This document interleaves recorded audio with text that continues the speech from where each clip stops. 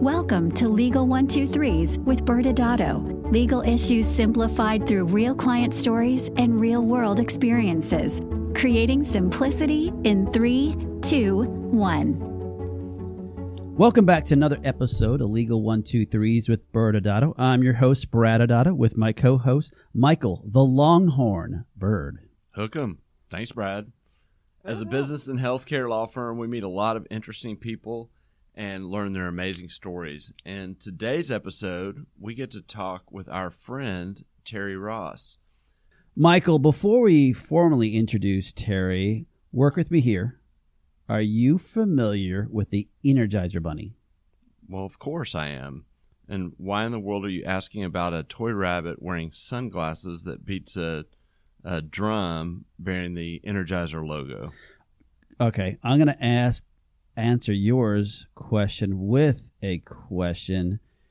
Do you know how long that advertisement campaign has been in existence? I don't know, although I can picture my college years seeing it, so I'm going to guess a really long time. That's a good answer. It started October 30th of 1988, and for those of you who are math challenged like me, that's 32 years. Okay, and so what does this have to do with our guest, Terri? Okay, good. We're getting somewhere. In the business of, if you have a business, you have to have a great marketing campaign, and that breaks you out from everyone else, right? And the Energizer Bunny campaign has helped continue to propel Energizer batteries as one of the most well-known battery companies, generating almost $2 billion in 2019. Okay, you still didn't answer my question. What does this have to do with Terri? So when I was preparing for this, I have spent a lot of time with Terri over the years. I've seen her speak. And as I was getting ready for this episode, I couldn't get the Energizer Bunny out of my head because Terri is so full of energy. She's a self-starter. She keeps you motivated to keep improving your business via marketing, sales, and other aspects. She is the Energizer Bunny. Okay, well, I love that. I'm going to do a little bit of a more in-depth introduction than just calling her the Energizer Bunny, but not much. Okay, fair enough. So Terri is the founder and CEO of Terri Ross Consulting. She's a prolific speaker. I mean, we probably don't really need to introduce her. Many of you have heard her. She has her own podcast, In Touch with Terri. Brad has been on that twice now. Dos. And Terri, we'll get to this, but I haven't been on yet. We'll talk. I know. I'm saving the best for last. I knew you. Thank you for knowing that. I'm just kidding. And then, really, I mean, Terri is an OG of the aesthetic space. She's been a practice manager, business consultant, and even prior to that in industry, and so just has so much wisdom that can be offered for businesses in the aesthetic space. Terri, welcome. Thank you so much. Oh my God, this was like the most honored welcome I've ever had. I mean, and I would like to consider myself, I am that girl hopping around, right? Giving everybody the most high level of energy to keep it together. But I love both introductions. So thank you both for having me. This is what I love to do. And I love working with the both of you. It's been a long time. So super excited. Absolutely. Well, Terri, our theme for this season for the Legal 123s with ByrdAdatto is thinking outside the box. And as Michael mentioned when he brought you in, look, you have your own podcast. You're a nationally well-known speaker. You have your own consulting company. But you have a really cool journey that got you here. Can you share with our audience where you first started in sales and with the pharmaceutical and device companies? Yeah, God, thank you so much for asking. Well, so I'm from the Midwest. I'm a Midwest Detroit girl, and I started off, going to Central Michigan University. I thought I wanted to be a physician. I went to Wayne State for a couple of years, but I was so entrenched in medicine that I really realized that while I loved medicine, I thought I was better suited, because I'm the bunny, more on the business side of things. And so I had gotten my first sales position working for Johnson & Johnson, working with Indigo Medical, which was a surgical division of J&J. And that is a dog-eat-dog job. You guys are men, so you're going to appreciate this. My initial things that I was selling were radioactive seeds for prostate cancer and a machine for BPH, which is an enlarged prostate. So you can imagine I'm in my early 20s and all I saw was stuff in the OR. Maybe I wanted to see a different version of that. But yeah, so that's where I started. And, their training is no bullshit. I mean, I was in Cincinnati for 6 weeks, and it was really sort of the core foundation of formal professional sales training that I've studied throughout these years. That's awesome. And so talk a little bit about, you went and got into the aesthetic space and how on the industry side initially, right? Yeah. So obviously from J&J, I have been in many therapeutic areas. I worked for an endocrinology company for 5 years. I was in oncology. I was in cardiology, asthma and allergy. And at 32, I got my first director position. I was managing 20 states and 12 reps, and I was traveling a ton. So now I moved from Michigan to Los Angeles, and I'm divorced, but I was married at the time, and we were just two ships in the night. I was gone about 75% of the time. And there was a position for Medicis. This is 2007. And I thought, shit, Beverly Hills, by the way, to be the director for that territory. And it took me 6 months to get that job. Wow. But I surpassed everyone, and I was humbled and so fortunate to get it. So that was my first corporate position back in 2007 with Medicis. And then that led me, I was recruited to launch Cool Sculpting pre-IPO in the US and Canada. But again, still traveling a ton. And then that led me to the birth of Terri Ross Consulting. Yeah. Well, and then there was a pivot in between. I'd love to hear, like, what made you decide to go shift to kind of practice management, kind of for a specific practice out of kind of your industry gig? Yeah.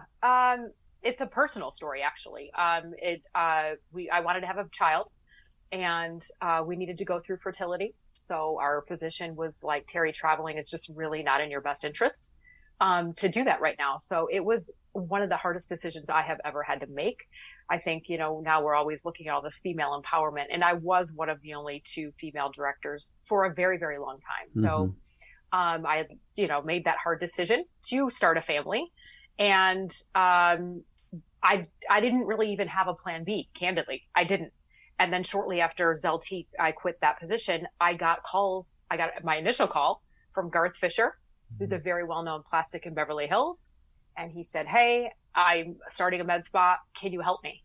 And that's literally how it started. I worked for him I was his consultant for about a year, and scaled his business to a little over $1.6 million in 1 year.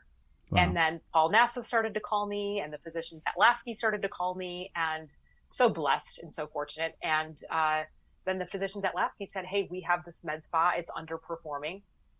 We'd love to make you an equity partner. We don't know what we're doing. And here you go. And so I sort of just, I think took my industry knowledge, took my corporate knowledge, took my salesmanship and business acumen, and, figured it out. That's amazing. And, we know you're a consultant, and we'll talk about that in a minute now. But one of the things that I think is impressive is that you're a consultant who's actually done it yourself. Yep. And you're not just telling people what to do. Mm-hmm. Yeah. No, and I sorry. Go ahead, Terri. No, I do pride myself on that. I think there's, very few in the industry, but the few that are, I think what makes me different is I talk the talk, I've walked the walk. What I teach is not anecdotal. It's what I did personally, and everything I've written and everything I've developed is really from, personal experience, and professional, and now having the opportunity to have worked with so many practices across the country. Yeah. And I think our audience wants to know, so did you have a child? And if so, how awesome is she? I did. 2 rounds of fertility. My little miracle baby, her name's Sloan, which means warrior. She's 7. And if you guys have seen me, right, she's my little mini me, my little mascot. Yes. We've seen y'all on the beach on Instagram many times, and it is your mini me. Yes. I just had a sales training. I was so happy. I had it the last weekend in August, which was postponed from the medical spa show, by the way. Wow. We had 16 people come, 7 on virtual, and she came and she did her own little presentation, by the way. Oh, wow. For the tribe. She did. It was great. That's awesome. Well, tell us real fast. Tell us about the tribe. Yes. The tribe. The tribe is such a mix of both medical spa and plastic surgery. People that are clients or want to be clients. I have a private Facebook group, and it's just a wonderful community that I really want people, kind of like, the tribe that you guys have as well. People sharing resources, sharing best practices, sharing what the problems are, because candidly, whether you are a startup, you're thinking about it, you're a couple years in, or you're 10 years plus, I have found that the issues are truly the same fundamental issues that I think. Well, that perfectly leads us to where you are with your consulting company. So let's talk about, why'd you really start? It sounds like you obviously had a good pathway, but you really put through some gas on it the last few years. Thank you. Yeah. Well, like I said, it was sort of birthed out of Garth calling me, asking me. I developed Terri Ross Consulting, not really knowing what I would do with it. And then I think it wasn't until being part of Lasky for almost 5 years and taking a practice, and it took a team. It certainly wasn't just me. It took a team to make it, but to scale a business from $500,000 to about $3.5 million in the mecca of beauty and in such a competitive environment, I thought, how can I help other people? How can I take what I did? And if I could do it in Beverly Hills, how can I help others replicate and do the same thing? And so, and I remember it started, when Alex, I think from AmSpa had his first show in LA 6 years ago or whenever, right. I was the one sitting in this tiny little space with like 15 people, learning as much as I possibly could. So, it really elevated what my company's about. And then obviously working with you guys as well, trying to get my arms around the legal part of it and the compliance part of it. So I love our synergistic collaboration because they're all hand in hand. We can't. Yeah, and I will say, Terri, this goes back to you. We always call you an OG. You were there in the beginning with AmSpa. Day one. Day one. Right, with my manuals, learning it all. Yeah. The printed notebooks. Boy, has it evolved. Yes. Oh yeah. Okay, well, this is the test. I'm going to ask you a question to have you drop a little knowledge for our audience. All right. So talk to us. What are some of the foundational elements which most practices need to concentrate on with their sales and marketing? That is a loaded question, and I'm going to say that even within COVID, I have had to make some significant changes and where I have pivoted, but all for the best. And what I would say is that while sales is my jam, it's what I live, eat, and breathe and have studied for so long. You cannot have sales without understanding the financial health of the practice. And so in the midst of COVID, we've written an entire financial foundations course based on 7 modules. And I think that the pearls come from understanding, again, your benchmarks, what KPIs to measure, what your net profit per treatment is, what is your hourly revenue. And if you don't know some of those things, how can you have goals? People will say, Terri, I want to grow, or I want to get to 1 million, or I want to get to 3 or 4 million. And if I ask them how, they have no idea because they don't know any of those things. So I would say it's really taking a couple steps back. Mm-hmm. Number one, obviously safety, compliance, legal, always at the paramount, always at the forefront. And then as we get into growing a practice and or even setting yourself apart, I always talk about the Simon Sinek book, but like, what is your why? It's simple to say, I want to rent some space and get some equipment, and I hope the patients will come. And that's just such a, that's a recipe for disaster, right? Because what keeps the doors open is the patients. And I often see just people not allocating a training budget or just a budget to understand their business. So.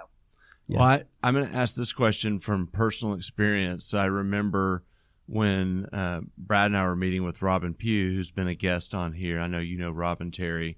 And the first time he asked us what our data said and our KPIs when we said we wanted to grow, we looked at him with a blank stare back and didn't have any of that data. So do you have that experience when you start meeting with them? Do they track their data? Sadly, no, which was honestly the reason Robbie and I we hungered for months. We wrote this course because we realized that the profit and loss statement wasn't set up the right way. No one knew what reports to run in their software system. They had no idea what KPIs even stood for. And we're so proud of this course because if you take it, I had Paco Canellis and Heather Furness, and I think they're your clients, right? I can say that because he wrote me. He said, Terri, I have spent hundreds of thousands of dollars on other courses and other things. He said this was the best thing I've ever done. And they're veterans. Yeah. And well, believe it or not, Paco was also on this season. Well, Paco and Heather together. Yeah, they're Paco special. and Heather. Yeah. We have a special with them.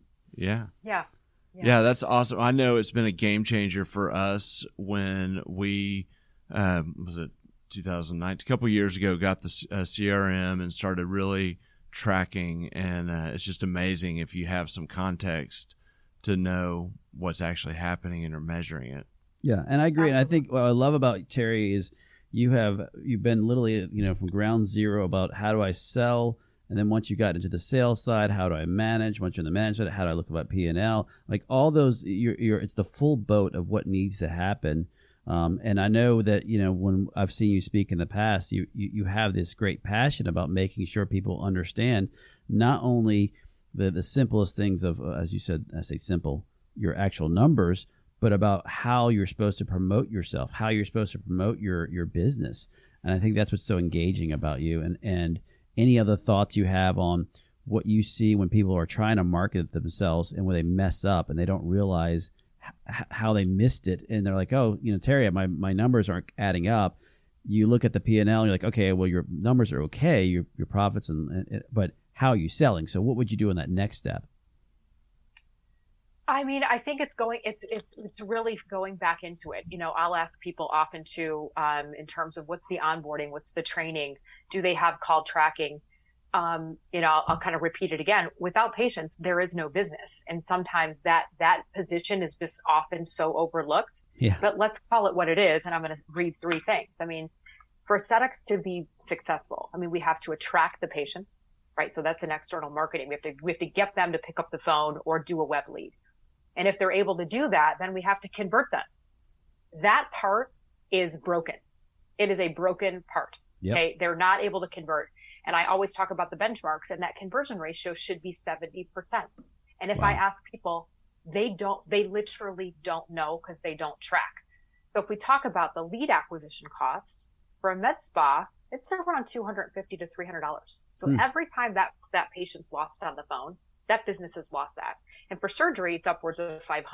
That's a lot of money. And so if we can just kind of, take a step back and really, as a leader, you're the doctor, you're the NP, whoever's the owner, really setting an expectation of what do you want your practice to be like? And what are the expectations being set forth? And making sure that everybody within the practice is aware of that. That's awesome.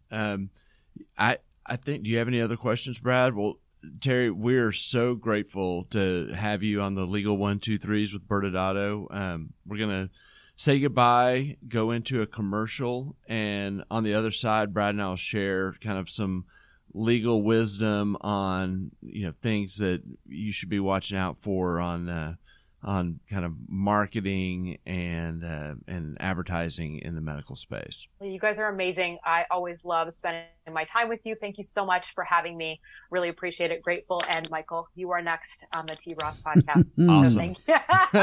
All right. Bye. Take care. Thanks, guys, so much. Bye-bye. Many business owners use legal counsel as a last resort rather than as a proactive tool that can further their success. Why? For most, it's the fear of unknown legal costs. ByrdAdatto's Access Plus program makes it possible for you to get the ongoing legal assistance you need for one predictable monthly fee. That gives you unlimited phone and email access to the legal team, so you can receive feedback on legal concerns as they arise. Access Plus, a smarter, simpler way to access legal services. Find out more. Visit ByrdAdatto.com today. And welcome back to the Legal 123s with ByrdAdatto. I'm your host, ByrdAdatto, with my co-host, Michael Byrd. Now, Michael, we had just a great talk with Terri. And as you heard, for those who don't know and you could see her, she is a ball of energy. So it was fun catching up with her, hearing her story. And what I loved about Terri's story is that she talked about all the different aspects of what you need to concentrate on. And, you know, one of the things a lot of people, when they do jump into the marketing piece, as Terri was saying, these are the things you need to do, they start losing their path as to that, you know, we still are in the medical industry. And Michael, I think we should at least discuss some of the issues about marketing in the medical industry. Yeah, I mean, this is one of those areas that anyone that has kind of some business experience, what we're going to talk about is counterintuitive, and you know, there's kind of principles that you go into when you're talking about advertising and sales in a normal business, and then there's advertising and sales in healthcare, and understanding the traps that can have significant penalties. And so the principle is understand that regulators, using that term broadly, really want to be protective of patients in healthcare, and so they want to make sure that there is nothing that impacts the purity of patient care through sales tactics or advertising tactics. That's at the broadest level. But if you talk about advertising, you know, they're regulated on many fronts. And for our doctors out there, it's regulated by the medical board, but also the other governing boards will regulate advertising. The medical societies out there, the American Medical Association. So there's a broad coverage of just how do you advertise. And remember, advertising is everything. It's print, it's digital, social media, and so you got to watch out for that. And then on the sales side, especially, you know, we're talking to Terri, you know, in an elective field in aesthetics, there's a lot of programs like Refer a Friend and rewards programs.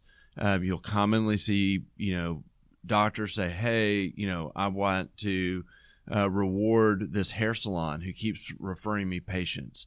And understand that there are kickback laws, both federal and state, that can have significant downside risk to these different sales tactics. And so anytime you're dealing with a contract where you're trying to, or an arrangement where you're trying to incentivize someone to send patients to your practice or your medical spa, which is also a practice, then you have to watch out for that, and you have to watch out for the potential kickback implications. Yeah, I totally agree. And, you know, one of the things, you and I both have had the pleasure of meeting a lot of these people in the industry, and a lot of them have not come from any medical background, but they come from an incredible background in marketing.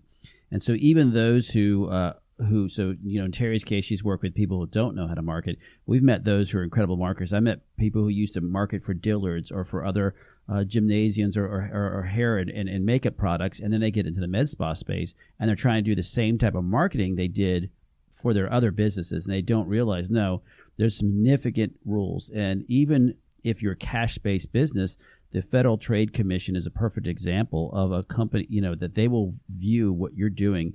And if you're putting stuff out there that can be deceptive advertising, they can shut you down. That's happened multiple times where the FTC has issued warning letters to IV bars, med spas, including during COVID-19. There's been a ton of activity of these IV bars saying, oh, come to us and we'll help, you know, deal with COVID.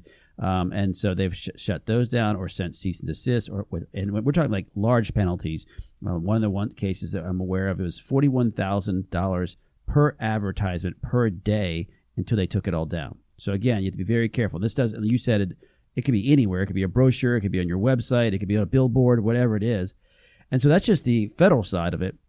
And then you mentioned the societies. All the societies have their own piece. The American Medical Association also has some warnings about how they feel a physician should, again, grand scheme of things, how they should advertise themselves. But as most people who are listening will realize, the AMA really doesn't have any control. So you have to go look at your medical boards. And I can cite you, 4 or 5 different medical boards off the top of my head who all follow the same concept.